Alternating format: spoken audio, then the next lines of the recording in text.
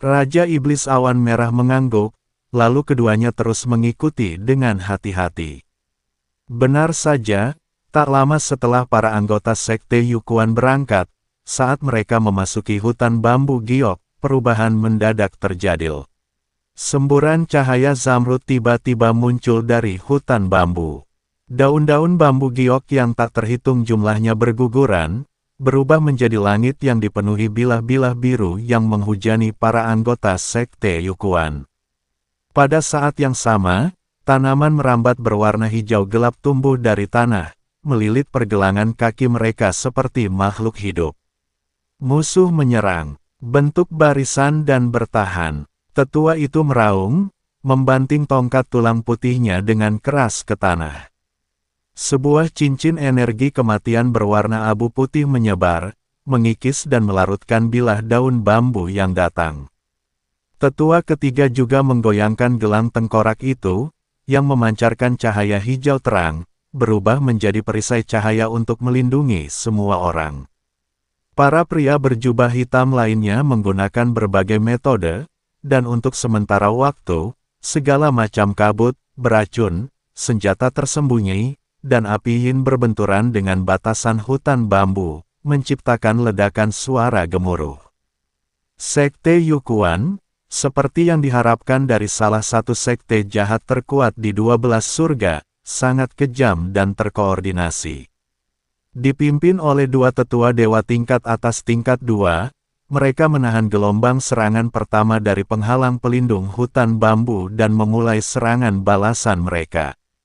Tongkat tulang putih milik Tetua Agung jelas merupakan senjata sihir jahat yang luar biasa. Setiap ayunannya membawa aura kematian yang pekat, dan dimanapun ia lewat, bambu giok dengan cepat layu dan membusuk. Gelang tengkorak tetua ketiga terus-menerus menyemburkan cahaya hijau seperti hantu, membakar tanaman rambat. Namun pembatasan hutan bambu tampaknya tak berujung, bambu yang rusak dengan cepat beregenerasi, dan sulur-sulur bambu berkembang biak lebih banyak lagi setelah dipotong. Yang lebih mengkhawatirkan adalah, saat pertempuran berlanjut, suara dengung rendah mulai terdengar dari kedalaman hutan bambu, dan tekanan yang mencekam semakin meningkat. Kita tidak bisa menunda. Pembatasan ini menguras kekuatan seluruh musim semi bunga persik, semakin lama berlarut-larut, semakin kuat jadinya. Wajah Tetua Agung tampak muram. Gunakan susunan pemusnahan mata air neter.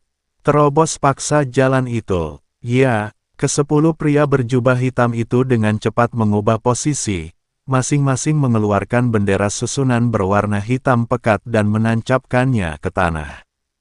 Pada saat yang sama, mereka menggigit lidah mereka dan meludahkan sari darah mereka ke bendera susunan tersebut. Tetua pertama dan tetua ketiga berdiri di inti formasi, mencurahkan kekuatan sihir mereka yang sangat besar ke dalamnya. Ledakan, ke-10 bendera barisan itu bersinar terang dengan cahaya hitam, menyemburkan air hitam kental seperti tinta. Air hitam itu menyebar dengan cepat, menyebabkan tumbuh-tumbuhan layu dan energi spiritual lenyap dimanapun ia lewat, dan bahkan ruang itu sendiri mengeluarkan suara mendesis yang korosif. Arai pemusnahan mata air neter ini jelas merupakan arai yang sangat ganas, melepaskan mata air neter yang menghancurkan kehidupan dan mengikis kekuatan hidup semua makhluk dengan mengorbankan esensi kehidupan dan kekuatan magis dari pengguna arai tersebut. Mata air pemusnahan dan batasan hutan bambu berbenturan hebat, mengeluarkan desisan yang menusuk telinga.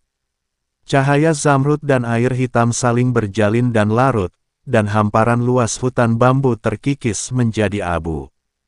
Namun, penyebaran mata air pemusnahan juga melambat, yang menunjukkan bahwa kekuatan pembatasan hutan bambu sangat tinggi dan mata air pemusnahan tidak dapat sepenuhnya menekannya. Kedua pihak mencapai jalan buntu. Tepat saat itu, Chen Ping bergerak. Dia muncul dari tempat persembunyiannya seperti hantu, targetnya bukan anggota Sekte Yukuan, melainkan bendera-bendera susunan yang tertancap di tanah. Kekacauan, Gangguan aliran. Chen Ping membentuk segel tangan, dan 10 benang tipis berwarna abu-abu seperti rambut melesat keluar dari ujung jarinya, melilit dengan tepat di sekitar simpul energi yang menghubungkan 10 bendera susunan ke tanah. Benang-benang abu-abu ini terkondensasi dari energi kacau yang paling murni dan memiliki sifat untuk menguraikan semua hukum. Mereka diam-diam memutus hubungan energi antara mata air pemusnahan dan bendera susunan, seperti pisau bedah paling tajam, membuat sayatan lembut. Puff puff puff. Ke-10 bendera susunan itu bergetar secara bersamaan, dan cahaya hitam yang mengalir di permukaannya tiba-tiba meredup. Pasokan energi yang mempertahankan formasi tersebut terputus seketika. Apa? Tetua pertama dan tetua ketiga menoleh kaget bersamaan, tepat pada waktunya untuk melihat Chen Ping menarik kembali benang sutra abu-abu itu dan menatap mereka dengan dingin. Formasi itu hancur, dan reaksi baliknya langsung terasal. 10 pria berjubah hitam batuk mengeluarkan darah secara bersamaan, napas mereka menjadi lemah. Mata air kehancuran neter kehilangan dukungannya dan dengan cepat ditekan serta dimurnikan oleh cahaya zamrud dari hutan bambu. Lebih buruk lagi, dampak balik dari formasi tersebut mengganggu kekuatan sihir mereka, membuat mereka panik karena serangan pembatas dari hutan bambu kembali menyerang. Dasar binatang kecil, siapakah kau? Mata tetua ketiga membelalak penuh amarah. Beraninya kau bersekongkol melawan kami. Merencanakan. Chen Ping tersenyum tipis, aku hanya meminjam kekuatanmu untuk mematahkan batasan dan mendapatkan sedikit bunga. Sekarang, saatnya untuk mengantarmu pergi.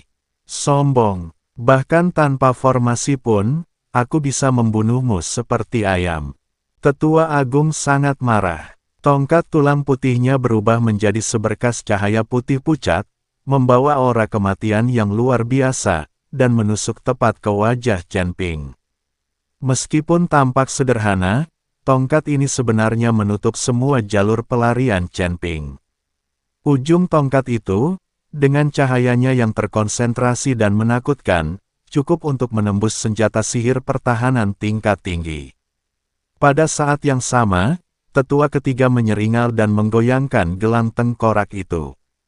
Api hantu hijau menyala di rongga mata 9 tengkorak, memuntahkan 9 garis api hijau terkondensasi yang melesat ke arah Chen Ping dari berbagai sudut, menghalangi jalan keluarnya. Kedua immortal tingkat 2 itu, yang diliputi amarah, bergabung untuk melancarkan serangan dahsyat. Namun, Chen Ping hanya mengangkat tangan kanannya. Di telapak tangannya, tanda pusaran kekacauan yang samar itu bersinar sedikit. Kekacauan pusaran kembali ke ketiadaan. Sebuah pusaran abu-abu, berdiameter 3 kaki, muncul begitu saja di depannya dan mulai berputar perlahan. Pusat pusaran tersebut sedalam lubang hitam di alam semesta, dengan 4 warna cahaya mengalir di sekitar tepinya. Tongkat tulang dan 9 garis api hijau melesat ke dalam pusaran tanpa halangan apapun. Lalu, benda itu menghilang. Tidak ada benturan, tidak ada ledakan, itu seperti kerikil yang dilemparkan ke kolam yang dalam, hanya menciptakan riak yang hampir tak terlihat sebelum menghilang tanpa suara. Ini, tidak mungkin. Pupil mata tetua pertama dan tetua ketiga mengecil hingga sebesar ujung jarum, dan untuk pertama kalinya, wajah mereka menunjukkan rasa takut. Serangan habis-habisan mereka begitu mudah dinetralisir. Sekarang giliran saya. Chen Ping melangkah maju, tangan kanannya terkepal longgar. Pusaran kabut itu tiba-tiba berbalik arah dan volumenya menyusut drastis.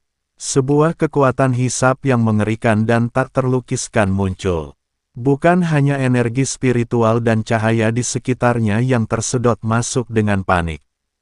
Bahkan tetua pertama dan tetua ketiga merasakan kekuatan magis, vitalitas, dan bahkan jiwa mereka mengalir keluar tanpa terkendali.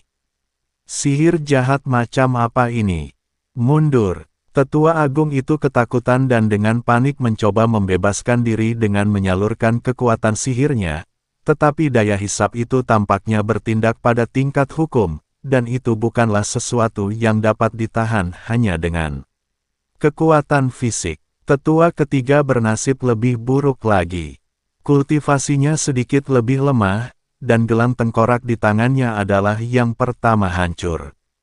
9 tengkorak itu hancur berkeping-keping dengan suara, retak, dan roh jahat yang dipelihara di dalamnya tersedot ke dalam pusaran, berubah menjadi energi murni. Tidak, senjata ajaibku. Tetua ketiga sangat sedih, ini adalah senjata sihir kelahirannya, yang telah dia sempurnakan selama ratusan tahun. Kau akan kehilangan nyawamu, dan kau masih memikirkan harta karun ajaib. Tawa jahat Raja Iblis Awan Merah terdengar dari belakang mereka. Sebelum mereka menyadarinya, Raja Iblis Awan Merah telah muncul di belakang mereka seperti hantu. Cakar iblisnya sebesar batu penggiling, dengan kuku seperti pedang melengkung, dan dengan kekuatan untuk merobek ruang angkasa, dia dengan ganas mencengkeram punggung mereka. Dengan kekuatan hisap aneh yang melahap mereka dari depan dan Raja Iblis yang memberikan pukulan fatal dari belakang, tetua pertama dan tetua ketiga terjebak dalam situasi yang putus asa. Mari kita mati bersama. Kegilaan terpancar dari mata tetua agung. Dia berhenti melawan daya hisap dan malah mencurahkan seluruh kekuatan sihir, sari darah, dan bahkan jiwanya ke dalam tongkat tulang putih. Kemudian dia melemparkan tongkat tulang putih itu ke arah Chen Ping. Setelah tongkat tulang putih itu lepas dari tangannya, tongkat itu seketika membesar hingga 100 kaki, seluruh tubuhnya terbakar dengan api putih yang mengerikan, memancarkan aura yang menghancurkan. Dia akan menghancurkan senjata sihir kelahirannya sendiri. Senjata sihir bawaan seorang ahli alam abadi tingkat 2, yang dipelihara selama bertahun-tahun, hancur sendiri. Kekuatannya cukup untuk melukai parah atau bahkan membunuh seseorang dengan level yang sama. Hati-hati, ekspresi Raja Iblis Awan Merah berubah. Chen Ping tetap tak bergeming, hanya mengucapkan satu kata ke arah tongkat tulang putih yang menyala itu. Tentu, berdengung, medan gaya tak terlihat menyebar dari Chen Ping, dan waktu seolah melambat 1000 kali lipat pada saat ini. Tongkat tulang putih yang menyala, kobaran api hijau yang berterbangan, Raja Iblis Awan Merah yang ganas menyerbu ke arah mereka, dan bahkan ekspresi putus asa dan panik dari tetua pertama dan tetua ketiga, semuanya melambat hingga seperti siput. Hanya gerakan Chen Ping yang tidak terpengaruh. Dia mengulurkan jari telunjuk kirinya, dan dengan kilatan cahaya bintang yang kacau di ujungnya, dia dengan lembut menyentuh sebuah titik pada tongkat tulang putih itu. Titik tersebut kebetulan merupakan titik terlemah dalam struktur energi tongkat tulang putih. Klik, suara yang lembut dan jernih terdengar sangat jelas dalam momen yang membeku itu. Api pucat pada tongkat tulang putih sepanjang 100 kaki itu tiba-tiba padam, dan tongkat itu sendiri menyusut dan meredup dengan cepat seperti balon yang kempes, akhirnya jatuh ke tanah dengan bunyi gedebuk, menjadi tongkat tulang abu-abu biasa, sama sekali kehilangan kekuatan spiritualnya. Laju aliran waktu telah kembali normal. Tetua Agung hanya bisa menyaksikan tanpa daya saat serangan putus asa yang dilancarkannya dengan mudah dipatahkan, dan secercah cahaya terakhir di matanya padam sepenuhnya. Dia memuntahkan seteguk darah hitam bercampur dengan pecahan organ dalam, dan auranya langsung melemah hingga ke titik ekstrim. Cih, cakar iblis Raja Iblis Awan Merah menembus punggung kedua pria itu tanpa perlawanan, muncul dari dada mereka. Setiap cakar mencengkeram jantung yang masih berdetak lemah. Tetua pertama dan tetua ketiga menatap lubang berdarah di dada mereka. Mata mereka dipenuhi kebencian, keputusasaan, dan ketidakpercayaan. Akhirnya, semangat mereka melemah, dan tubuh mereka ambruk ke tanah. 10 pria berjubah hitam lainnya telah tewas oleh penghalang pelindung hutan bambu. Chen Ping melambaikan tangannya dan mengumpulkan semua item sihir penyimpanan milik semua orang, serta tongkat tulang putih, gelang tengkorak yang patah, dan item lainnya. Intuisi ilahi mengungkapkan bahwa Sekte Yukuan, sebagaimana yang diharapkan dari sekte sesat yang tua dan kuat, memiliki akumulasi pengetahuan dan pengalaman yang luar biasa kaya.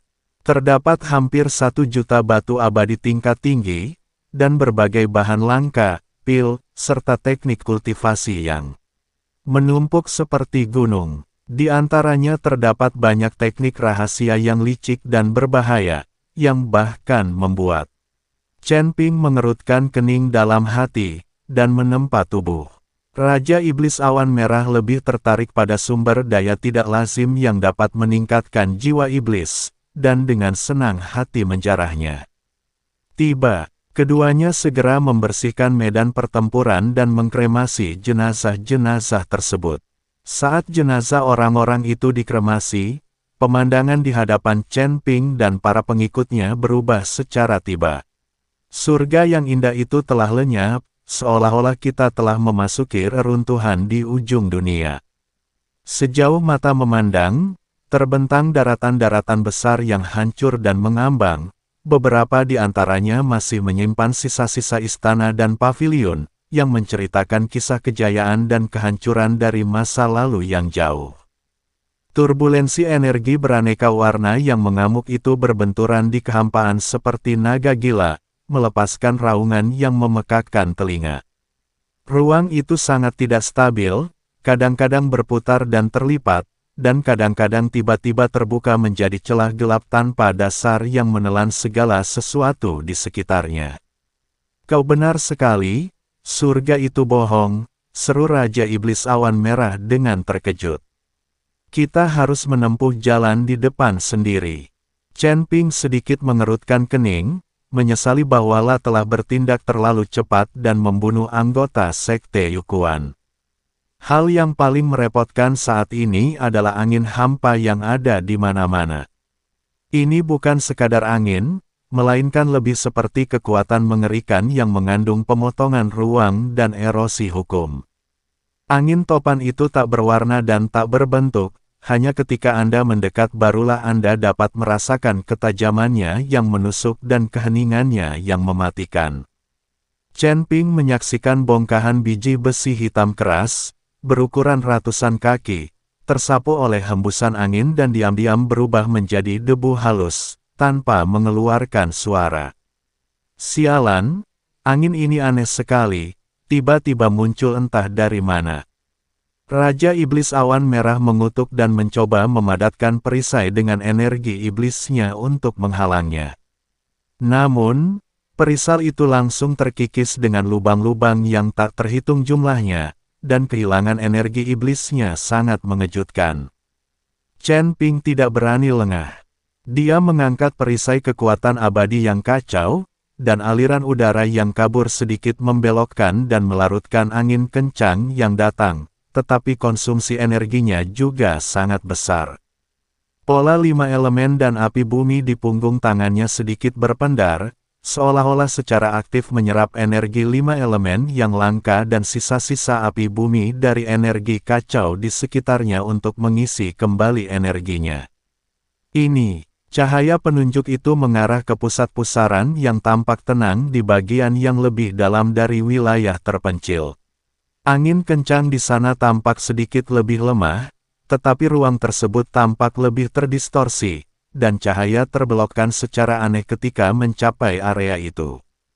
Mungkinkah, mata reruntuhan, sepertinya kita harus melewati area yang terdistorsi itu untuk mencapainya, Chen Ping mengamati sejenak dan menyimpulkan. Bagaimana kita bisa menerobos? Dengan memaksa masuk. Melihat kekuatan spasial mengerikan yang bahkan bisa mendistorsi cahaya, Raja Iblis Awan Merah berpikir, seandainya aku tidak membunuh kedua orang itu barusan, mungkin mereka akan punya cara lain. Sudah terlambat untuk mengatakan apapun sekarang, tetapi mengingat kekuatan mereka, mungkin akan sulit bagi mereka untuk menembus pertahanan. Surga yang baru saja kita lihat sebenarnya adalah ilusi.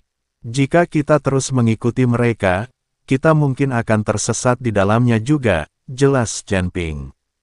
Lalu apa yang harus kita lakukan sekarang? Tanya Raja Iblis Awan Merah. Chen Ping berpikir sejenak, kita tidak bisa memaksa masuk, itu tidak bijaksana. Tingkat kekuatan ruang terdistorsi itu sangat tinggi. Jika kita gegabah masuk, kita mungkin akan tercabik-cabik atau diteleportasi ke tempat yang tidak dikenal. Pandangannya menyapu sekeliling dan tiba-tiba tertuju pada sebuah batu besar berwarna ungu gelap di kejauhan. Permukaannya ditutupi dengan pola alami yang rumit, yang perlahan hanyut. Pola-pola itu tampaknya mengandung kekuatan samar yang menstabilkan semacam ruang.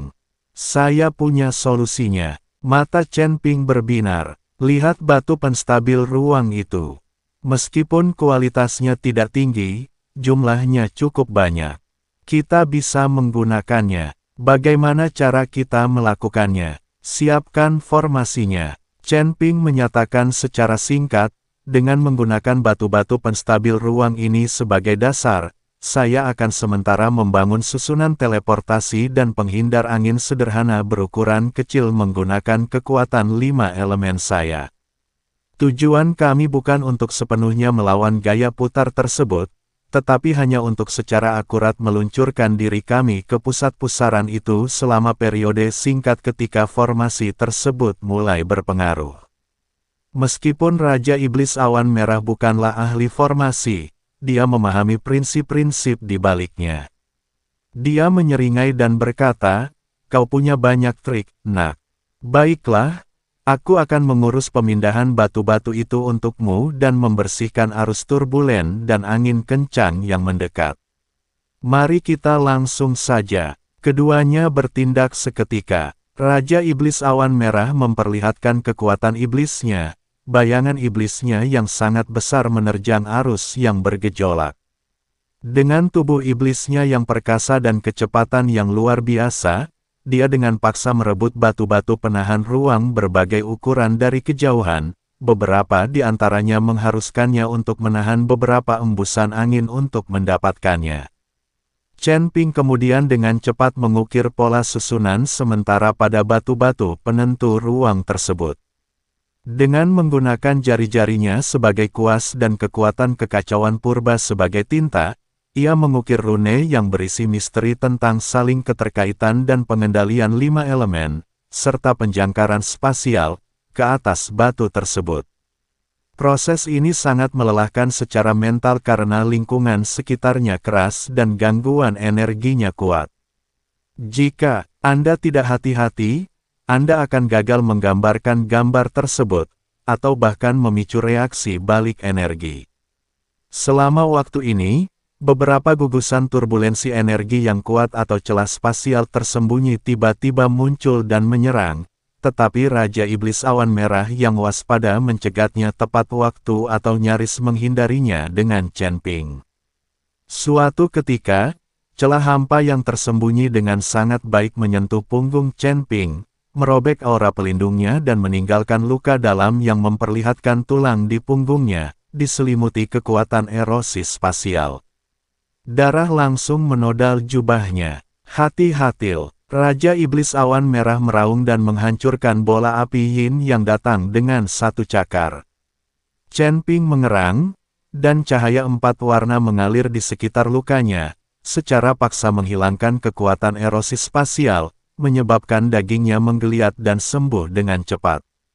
Tanpa menoleh, dia terus fokus mengukir, waktu hampir habis. Aku bisa merasakan fluktuasi jimat penuntun semakin meningkat. Pintu masuk ke mata reruntuhan tampaknya memiliki periode stabilisasi. Kita harus menyelesaikannya sebelum periode stabilisasi berikutnya tiba.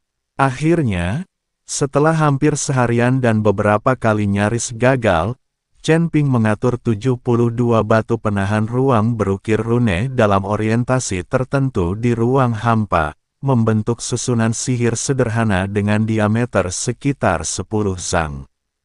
Chen Ping berdiri di tengah formasi dan meletakkan jimat penuntun di intinya. Raja Iblis Awan Merah juga melangkah masuk ke dalam formasi. Awal, Chen Ping mengeluarkan teriakan rendah, meletakkan kedua telapak tangannya di inti susunan tersebut.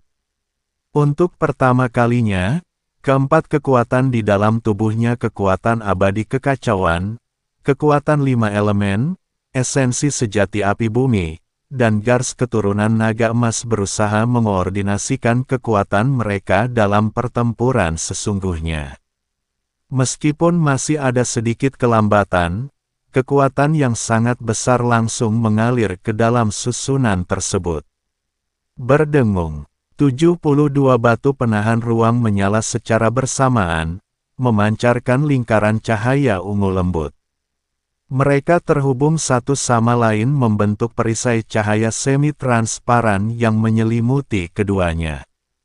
Angin kencang dan aliran energi bergejolak di luar perisai cahaya bertabrakan dengannya, menciptakan riak, tetapi untuk sementara terisolasi. Dahi Chen Ping dipenuhi keringat, mempertahankan formasi ini melawan tekanan eksternal sangatlah melelahkan. Dia tak berani menunda dan mengaktifkan jimat penuntun itu dengan segenap kekuatannya. Jimat penuntun itu bersinar terang, dan rune kuno diproyeksikan keluar, memancarkan seberkas cahaya tipis namun padat yang menunjuk tepat ke pusat pusaran di ruang yang terdistorsi. Pada saat ini, distorsi di pusat pusaran tampaknya telah mencapai batas tertentu, dan kemudian tiba-tiba menyempit ke dalam, membentuk lorong pendek, stabil, dan dalam yang menyerupai matal. Sekarang, ayo pergi. Chen Ping meledakkan kekuatan terakhir formasi tersebut, bersamaan dengan kekuatan penuntun dari jimat itu. Ledakan, batu-batu penahan ruang meledak satu demi satu, dan perisai cahaya susunan tersebut hancur berkeping-keping. Namun, sebuah kekuatan dahsyat yang terikat pada ruang tertentu menyelimuti Chen Ping dan Raja Iblis Awan Merah, mengubah mereka menjadi aliran cahaya. Mengikuti lintasan cahaya penunjuk, benda itu melesat menuju mata yang dalam itu dengan kecepatan luar biasa. Saat cahaya itu memasuki matanya, Chen Ping merasakan pusing dan tekanan ruang yang kuat, seolah-olah tubuh dan jiwanya akan diregangkan dan dihancurkan. Dia mengertakkan giginya dan bertahan, tubuhnya dilindungi oleh 4 kekuatan. Raja Iblis Awan Merah juga mengeluarkan raungan rendah, tubuh iblisnya memancarkan cahaya merah darah yang sangat terang. Aku tidak tahu berapa banyak waktu yang berlalu, mungkin hanya sesaat, atau mungkin waktu yang sangat lama. Semua kekacauan, kerusakan, dan deru tiba-tiba lenyap. Sensasi pijakan yang mantap menyelimuti Anda, udara segar memenuhi paru-paru Anda, dan suara air mengalir serta kicauan burung memenuhi telinga Anda. Chen Ping terhuyung selangkah, menstabilkan diri, dan dengan hati-hati melihat sekeliling. Chen Ping terhuyung selangkah, menstabilkan diri, dan dengan hati-hati melihat sekeliling. Raja Iblis Awan Merah menggelengkan kepalanya, mata iblisnya menatap tajam. Pemandangan di hadapan mereka membuat keduanya terkejut. Tempat ini benar-benar surga di bumi. Langit berwarna biru cerah, dengan beberapa gumpalan awan putih yang melayang. Di kejauhan, pegunungan hijau menjulang satu demi satu, diselimuti kabut. Area sekitarnya ditutupi dengan rumput hijau subur dan bunga-bunga eksotis, yang memancarkan aroma menyegarkan. Sebuah aliran air jernih, berkilauan dengan cahaya redup, berkelok-kelok melewati padang rumput, tempat rusa minum dan bangau berterbangan. Energi spiritual yang meresap di udara bukanlah atribut umum dari surga ke-12, melainkan aura purba yang lebih kuno, mendalam, dan tampaknya belum disempurnakan. Di antara tarikan napas, seseorang dapat merasakan resonansi halus antara kekuatan di dalam tubuh mereka, terutama kekuatan abadi yang kacau dan garis keturunan naga emas di dalam tubuh Chen Ping. Chen Ping, ini juga tidak mungkin palsu, kan? Ini hanya ilus. Raja Iblis Awan Merah tidak percaya. Chen Ping melirik sekeliling, dan bintang asal Lucy di dalam ruang asalnya mulai berkilauan. Setelah beberapa saat, dia menggelengkan kepalanya, ini baru yang asli. Sangat bagus. Raja Iblis Awan Merah menarik napas dalam-dalam. Memang ada dunia tersembunyi di dalam mata kembali ke ketiadaan ini. Namun, terlalu sunyi, sangat mencekam. Chen Ping memiliki sentimen yang sama. Meskipun pemandangannya indah, selalu terasa kurang vitalitas yang sesungguhnya. Rusa dan bangau memiliki mata yang agak kusam dan gerakan mereka tampak mengikuti lintasan yang tetap. Selain itu, ia dapat merasakan dengan sangat jelas bahwa ada medan yang sangat halus namun luas di dunia ini, mirip dengan susunan atau batasan, tetapi lebih seperti hukum-hukum yang melekat pada dunia ini sendiri. Dia mengeluarkan jimat penuntun itu lagi. Pada saat ini, jimat penuntun itu tidak lagi menunjuk ke arah tertentu, tetapi terasa sedikit hangat, dan cahaya rune berkedip-kedip, seolah-olah beresonansi dengan suatu keberadaan di tempat ini. Gua itu pasti berada jauh di dalam surga ini. Hati-hati, tempat ini jelas tidak sederhana. Chen Ping menyimpan jimat penuntun, menggenggam pedang pembunuh naga di tangannya, dan memimpin jalan menyusuri aliran sungai menuju kedalaman. Raja Iblis Awan Merah mengikuti dari dekat, indera iblisnya sangat terfokus, menyelidiki kemungkinan bahaya apapun. Perjalanan terasa tenang dan damai di bagian awal jalan. Terlepas dari kenyataan bahwa lingkungannya terlalu sempurna dan tampak agak tidak nyata, tidak ada hal yang aneh. Chen Ping bahkan dengan cermat mengumpulkan beberapa ramuan kuno dan spiritual di sepanjang perjalanan. Saat mereka melewati hutan bambu lebat dengan dedaunan sehijau giok, Chen Ping dan Raja Iblis Awan Merah berhenti. Baru saja, orang-orang dari Sekte Yukuan juga diserang di tempat ini. Namun, itu hanyalah ilusi, bukan mata reruntuhan yang sebenarnya. Namun, ketika mereka tiba di sini, keduanya masih merasa agak gelisah. Chen Ping, menurutmu kita juga akan diserang di sini? Tanya Raja Iblis Awan Merah. Mungkin tidak, lagi pula, ini bukan ilusi, ini adalah mata reruntuhan yang sebenarnya, jika ledakan. Sebelum Chen Ping selesai berbicara, pemandangan di sekitarnya tiba-tiba berubah. Hutan bambu telah lenyap, dan bukit-bukit hijau serta perairan jernih telah memudar. Sebaliknya, yang ada hanyalah langit berbintang tak berujung, dan di bawah kakimu terbentang tanah meteorit yang dingin dan keras. Suasana di sekitarnya sangat sunyi, hanya bintang-bintang di kejauhan yang berkelap-kelip dan di dekatnya berhamburan pecahan bintang dan debu dengan berbagai ukuran. Sebuah ilusi. Raja Iblis Awan Merah terkejut. Dia mengayunkan cakarnya, dan hembusan cakar yang tajam menghancurkan sebuah meteorit kecil yang melayang di dekatnya, dengan sensasi sentuhan yang sangat nyata. Ini bukan sepenuhnya ilusi. Chen Ping mengerutkan kening. Dia merasa bahwa hubungannya dengan dunia luar telah sangat melemah, dan aliran kekuatan di dalam tubuhnya menjadi agak lambat. Ini perpindahan spasial, atau penekanan domain. Kita telah ditarik ke ruang uji coba khusus. Chen Ping yakin bahwa ini adalah ruang nyata, bukan ilusi. Lagi pula, Chen Ping memiliki asal-usul ilusi, dan jika itu ilusi, dia pasti sudah menyadarinya.